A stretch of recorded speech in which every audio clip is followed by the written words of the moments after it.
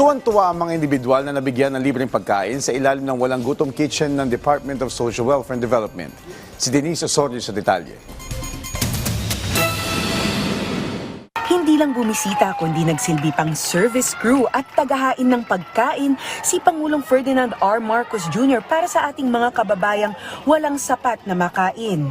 Bahagi ito ng mas pinalakas na programa ng Department of Social Welfare and Development o DSWD para sa children, families, and individuals in street situations o CFISS.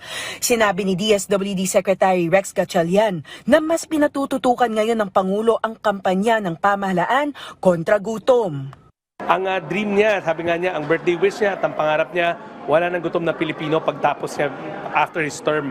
So ito, part ito ng overall drive natin. Nakabukas ang Walang Gutom Kitchen araw-araw, from breakfast pati lunch na service natin. Sa Walang Gutom Kitchen, umaabot sa halos 700 individual kada araw ang napapakain ng libreng almusal at tanghalian para tugunan ang agarang pangangailangan ng mga individual na walang makain. Isa sa mga benepisyaryo si Eugene Pelaje na may 3 taong gulang na anak na aminadong malaking tulong ang Walang Gutom Kitchen ng pamahalaan. Wala siyang trabaho at kapos sa sweldo ang kanyang mister, kaya malaking tulong sa kanila ang libreng pagkain mula sa DSWD.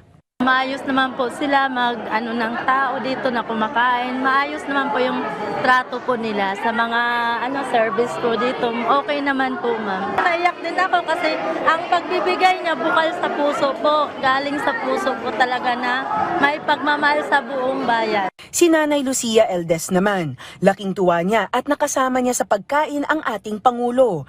Aniya, wala na siyang trabaho o pamilya sa Maynila, pero nakakaraos siya dahil sa tulong ng Administrasyong Marcos. Masaya po.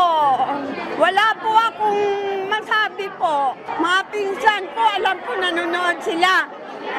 Nandito ako sa DSWD, na-interview ako, kumakain.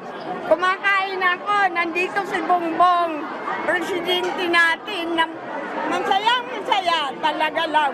Bukod sa pagtugon sa gutom, tinutukan din ng Pangulo ang mas malalim na issue ng homelessness sa kanyang pagbisita sa bagong Pag-abot Processing Center na may kapasidad na 180 hanggang 200 katao bilang pansamantalang shelter para sa mga individual at pamilyang dati naninirahan sa lansangan. Maliban sa mga tulugan para sa mga babae, lalaki at mga pamilya, mayroon ring meditation room, mess hall, child minding center, staff wellness area, counseling rooms, multipurpose hall, family area, medical area, at breastfeeding area. Ni-renovate natin yung dating Pogo Hub at ginawa na nating temporary shelter kasi pag reach out natin sa kanila sa lansangan, hindi naman natin sila maiuwi kaagad sa kanilang mga probinsya. Dito sila pansamantala na mamalagi kahit na mga maximum of 2 to 3 weeks.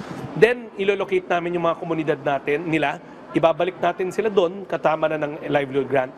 Mula April 2023 hanggang December 14, 2025, mahigit 11,000 pamilya at mahigit 5,000 individual na ang natulungan ng Pag-abot program sa buong bansa. Ayon sa DSWD, araw-araw rumoronda ang kanilang mga social workers sa buong Kamaynilaan upang matulungan ang mga walang matirhan. Denise Osorio, para sa Pambansang TV, sa Bagong Pilipinas.